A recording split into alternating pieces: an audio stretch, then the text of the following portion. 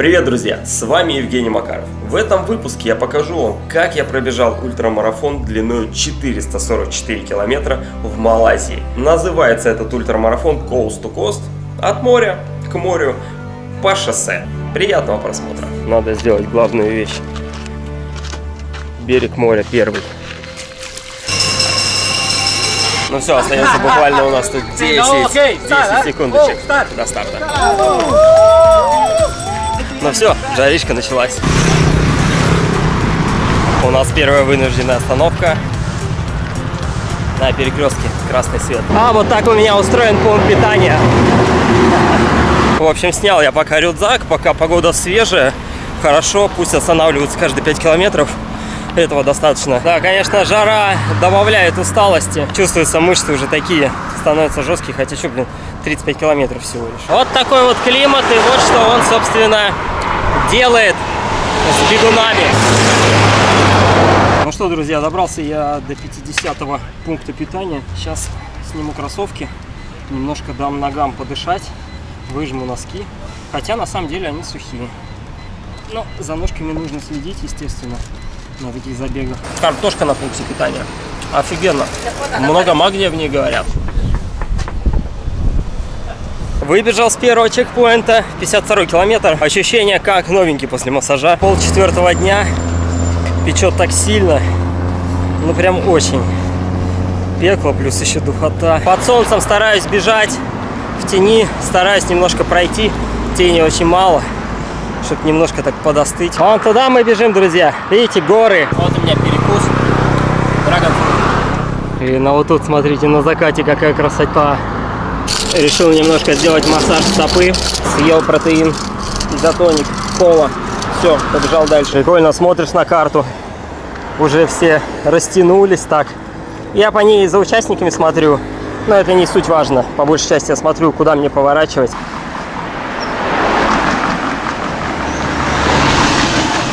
Ну что, друзья, у меня такая остановочка на 85-й километре, да? Да, 85-й километр. У меня ужин. Вот такой. Куриный супчик, такой бульончик и рис. Очень вкусно я поел, очень хорошо.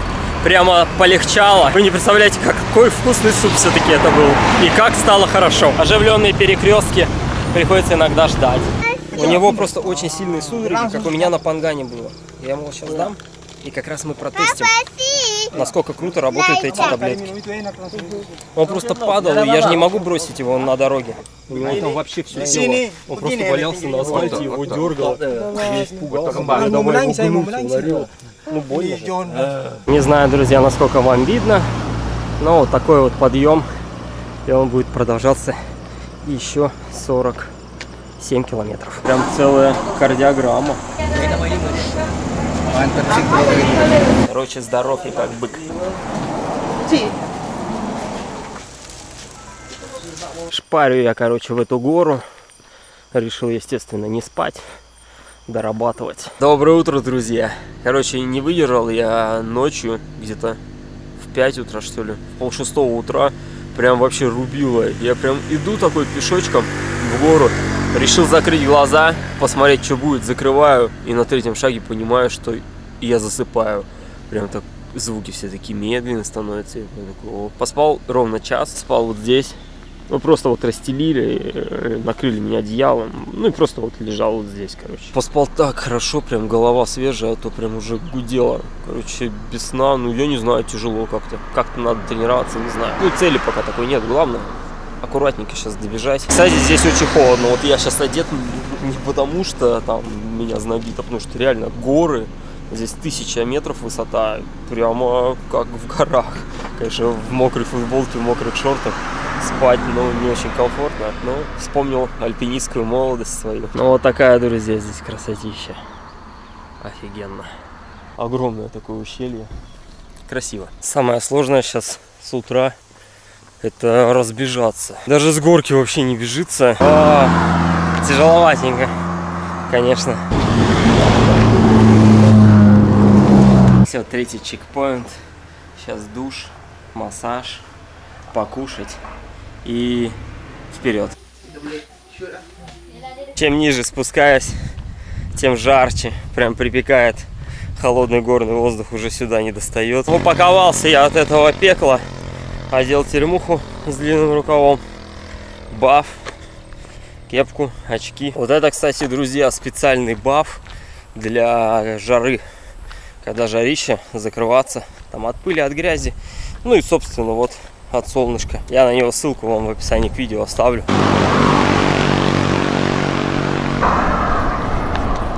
Плющит этого пекла, блин.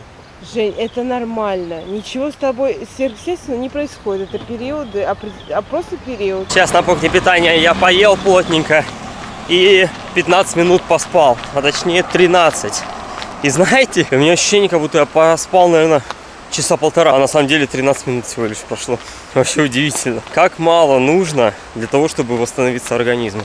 Ну, понятно, что это не 100%, но перезагружаешься. Становится реально в разы легче. Перед завершением дня трасса решила немножко нас взбодрить.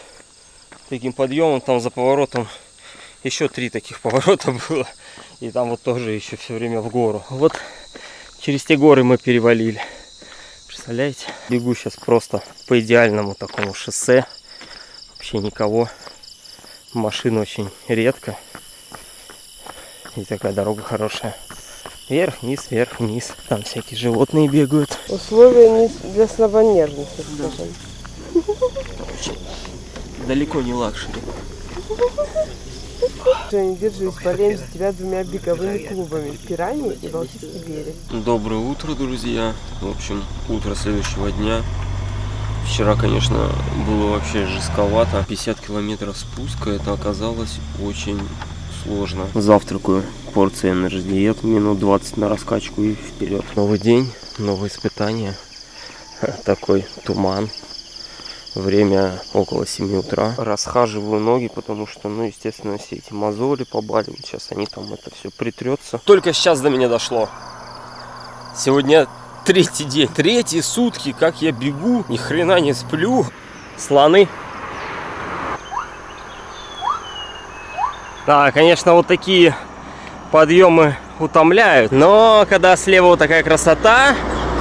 Смотрите, там какие крутые горы, кстати. А подъем вот такие длинные. Вот сказал бы мне кто-нибудь когда-нибудь, что я когда-то буду на трассе вот так сидеть. Есть рис на газетке, прям на дороге. Так прекрасно. Но вот такой у нас чекпоинт. Когда я регистрировался, смотрел эту гонку, я думал, будет в разы проще. Вот впереди идет лидер, который лидировал практически 200 километров, был первым. Я все это время был практически последним. К сожалению, его сегодня, видите, поднакрыло. Как сохнут вещи?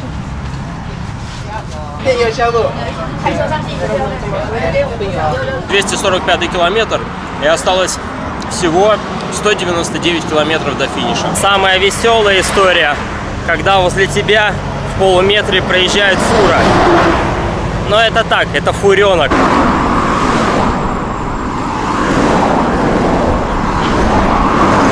Типа такой поток движения идет. Знали вы бы, как я устал. Доброе утро, друзья. 278 километр, практически 300 километров. Сейчас время 4:30 утра. Спали вот здесь вот Shell. Ну, прям как всегда на улице. Что, осталось 160 километров. У меня еще, в принципе, впереди лимит 2 суток. Можно даже пешком. Ну, надо пробежать. Стартуем, бля. Ногам, конечно, пальчиком больно. Справа джунгли, слева джунгли. Время от времени там чьи-то глаза появляются.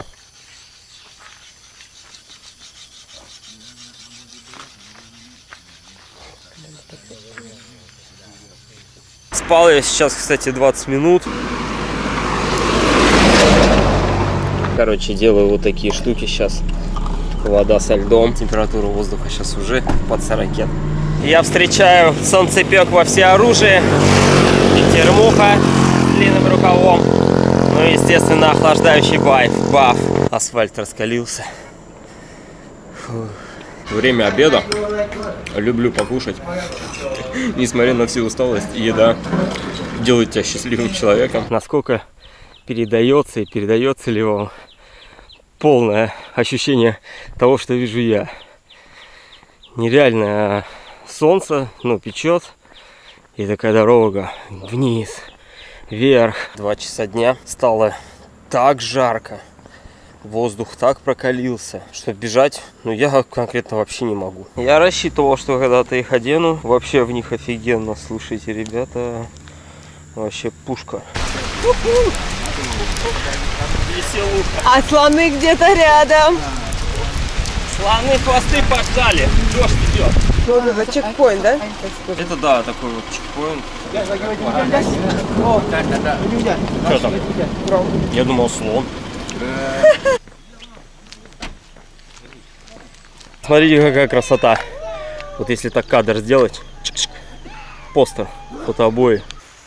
Что-то я запутался. Это 3-й день или 4-й. Вот вам, друзья, пейзажиков вечерних. Мы, считай, вот так вот уже обогнули. Через горы, вот так вот сюда. И сейчас туда. Сейчас уже очень поздняя ночь.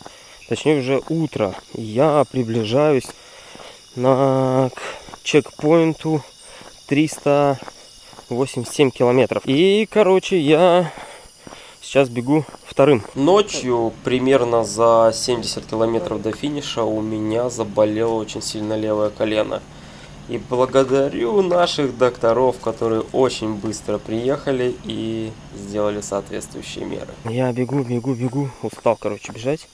Смотрите, у меня, короче, колени болят. Вообще все болит. Куча мозолей всяких там. Они уже перелопались. Там на их месте вылезли еще. Короче, жесть там с ногами. Под конец гонки узнали, что можно бежать перед автомобилем в ночное время. В общем, вот что значит непонятки других языков. Можно было с самого начала бежать по ночам в таком формате.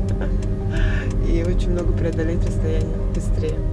Ну, с точки зрения тактики. Чтобы вы понимали, друзья, предыдущий кадр, где я бегу ночью перед машиной, был сделан за пару часов до рассвета. На тот момент я уже бежал более суток без сна. В тот момент, когда я прибежал на 8-й чекпоинт, а это 381 километр, я был на 2-й позиции. С момента 7-го чекпоинта по 8-го, прямо по всем горам, я отыграл все позиции. Когда-то я был последним. Я бежал очень медленно, я много отдыхал, я много времени уделял себе, восстановлению. А сейчас все свои силы я направил на то, чтобы выиграть эту гонку. Изначально, когда я стартовал, у меня не было такой цели. Моя цель была только одна – добежать эту гонку до финиша. И когда я почувствовал в себе силы, что я могу полностью финишировать этот остаток гонки без сна, я стал это делать. И вот когда я прибежал на 8-й чекпоинт, это 381 километр, я узнал, что женщина-канадка, которая лидировала на тот момент гонку, спит. Я решил быстро воспользоваться этим моментом, сделать массаж, переклеить тейпы. И в момент массажа я вырубился ровно на 8 минут. Когда я проснулся, я узнал, что она уже убежала. Сделал это. И никто мне не может теперь сказать, что я чего-то там не могу. Let's go!